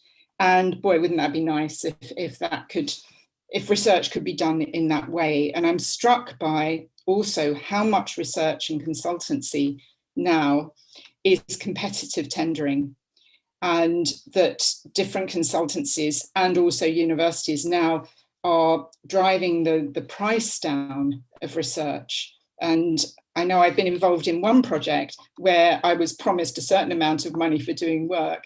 At the point of getting my name on the application, and when it came to it, the money was quite a lot less. So it's sort of a bit, I can understand it, but a bit immoral there. But when it comes to those people doing the research on the ground and those doing the public actions, public participations, then they will be the most squeezed. And I think if that could be centered, that could make so much more of a difference. And particularly they're working with women, and particularly amongst that Indigenous women and poor women. But also women's voices intersectionally are marginalized in those international organizations, which some of you have mentioned, and the whole issue of femocracies and who gets to be nominated to the delegations to the Framework Convention on Climate Change, which women are in government, and also which women scientists. Lisa, you were mentioning that natural scientists struggle with reflexivity, but it's some of those, and I suppose physics is one of those key sciences involved in climate change, is still so masculine and masculinist. And I don't know if anyone's seen, there's a brilliant film documentary called Picture a Scientist, which I don't have the details to hand, but I can send to Virginie afterwards. And it's about women scientists practicing mostly in the US, but how they've been treated and how abusively they've been treated. And that continues to this day. So I'm not sure in disaster research, I won't speak for that, but there are some pretty gruesome examples in the physical and natural sciences. And Angela Saini's book, Inferior, on women scientists not being included at the table, apart from perhaps the femocratic women who are playing the men's game or the masculine game. And I think coming back to Sherilyn, one of Sherilyn's points, it's really good to have masculinity brought into the whole debate around climate research, climate activism. And there are certainly many more, and maybe not many, but there are more men writing about that and more men engaged in thinking about gender, so that some men at least are owning gender and not just equating it to women. In terms of, let's finish on something really kind of optimistic. Amira, I think you finished on, Hannah, I think you finished on saying that perhaps the new generation is better equipped to be more inclusive to all genders, but also different classes, different ethnicities, different global regions, in how we bring up children, educate children, include young people. And again, as with perhaps the women involved in climate negotiating, but there's the hope to be gained from the young people getting involved in school strikes. And I think they've really been mobilized by the emergency discourse in a way. We have, I'm speaking from Cambridge, the city, not the university, but there's an active climate youth group here, and they are really galvanized by the fact that we have to do something now, and that the climate crisis is here. And I think there were different references about climate problems as something coming or something that's here at the moment, and clearly where we are in global regions will determine that. And I was rather shocked to read the BBC definition of climate change the other day, and it talked about it entirely in the future. And I think your work particularly shows that we're living through it now, and the poorer groups and the groups in the global south and rural communities are living, whether it's well, it is a climate crisis and a climate emergency for many of those groups. And of course, that is linked to the land rights issue, which is something that, Amira, you brought out really strongly and needs addressing. So sorry about paper turning noises. So I think in terms of looking forward to where we're in positions to properly fund research and engagement, and to make sure that that makes a difference. And Lisa, I think you were talking about proper long-term evaluation, which is really important, rather than just ticking boxes to give the answers that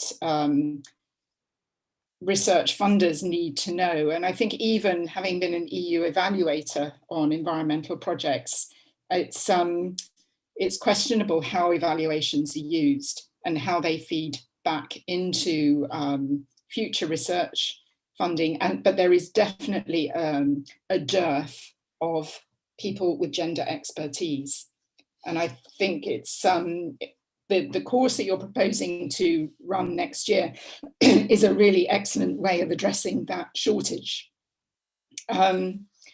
So I think they were my main kind of discussing points, and I've obviously left a load out, but you've covered all of that really well anyway.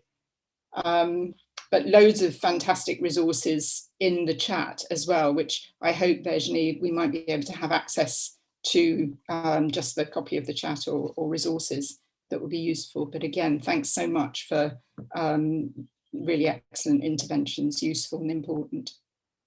Thank you. Thank you so much, Susan, for your thoughts and for sharing them so eloquently. I would like to pass on to Maureen Forden, Director of the Center for Gender and Disaster, for the closing remarks. Yes, Maureen, please, the floor is yours. Thanks, Virginie. Well, I'm now in an absolutely impossible position because it's been such a rich meeting. And how can I follow Susan Buckingham anyway after what she's just delivered?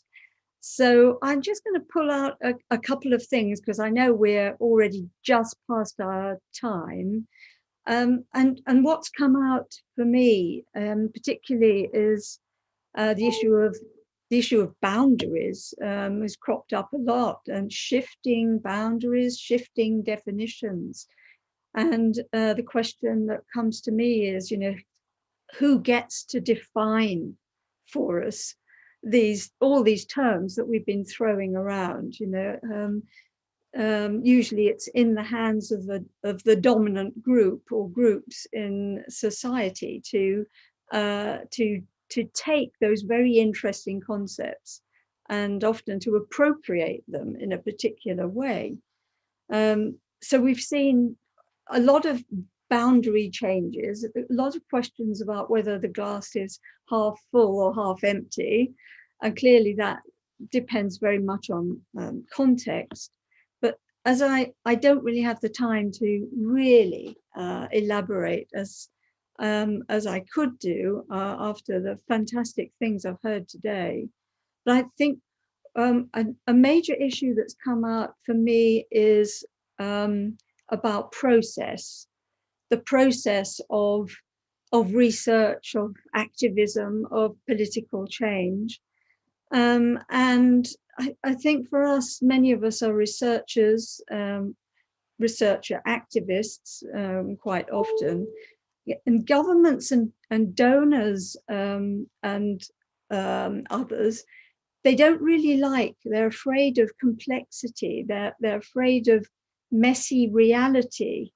And it's quite a challenge to really cut through that and value the complexity that we're faced with and the challenge of trying to get some kind of a handle on that. And I think as researchers, we often think our carefully thought out research evidence should speak for itself. But of course it doesn't, because it goes through this process of being selected and used selectively and adapted for policy and political decision making. And I think you come back then to that, who makes the decisions, who defines the value, whose knowledge counts. And I think it isn't just the topics that we need to be thinking about, the research topics, but it's very much about a critical and continual deconstruction of the whole process of research, of publication, of policy development and implementation. And it's really all, for me, part of a decolonization agenda, which for me is key to really moving forward. And yes, I could say a lot more, but I won't, except it's been really, really fantastic. And thank you to all of the speakers. And I'm actually going to hand over to Virginie, because there are plenty of people that need thanking for what has been a fantastic day. Thank you. Thank you so much, Rory, and all of you. I'm actually going to let my colleague Jessica to do the final thanks. Jessica. Thank you. That brings us to a close on what has been a fantastic day. I want to say a list of thank yous to everyone that's been involved in putting it together, not least our wonderful panel who are still with us this afternoon. But I think I just saw Peter Salmons raise his hand. So I'm wondering if Peter might want to come in this moment. You should be able to talk, Peter.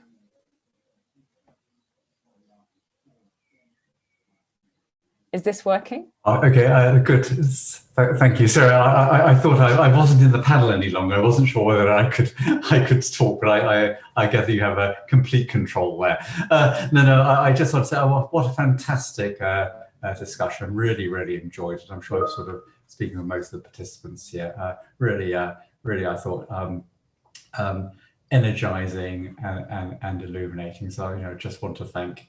Obviously the panelists, but I mean the organisers of this have done a really fantastic job by putting together such great panels and such great keynotes. So thank you so much. Thank you, Peter, for jumping in with kind words. I'll give a huge clap to the panel and thank you so much for your time and efforts. You don't know how many messages I've had around the side that are saying this chat has been brilliant. There's so much to go on here. So I think there's going to be a lot of follow-up. That's all for today. Thank you all so much for coming. I want to say a huge thank you to some people that you won't have seen on the screen. So Sarah Gill for her hard work in setting up the event, Peter Maron for coming to our humanitarian assistance when we lacked a bit of comm support in the background. Thank you so much for your time. Rebecca Yor is our rapporteur for today. So she's been furiously writing lots of notes, and you'll see an output sharing some of these ideas, resource links, and we'll make sure that's connected with all of you. Louisa Achari and Alex Middleton for discussion engagement and social media. Of course, Peter Salmons for thoughtful introduction, Maureen Fordham for the thoughtful close.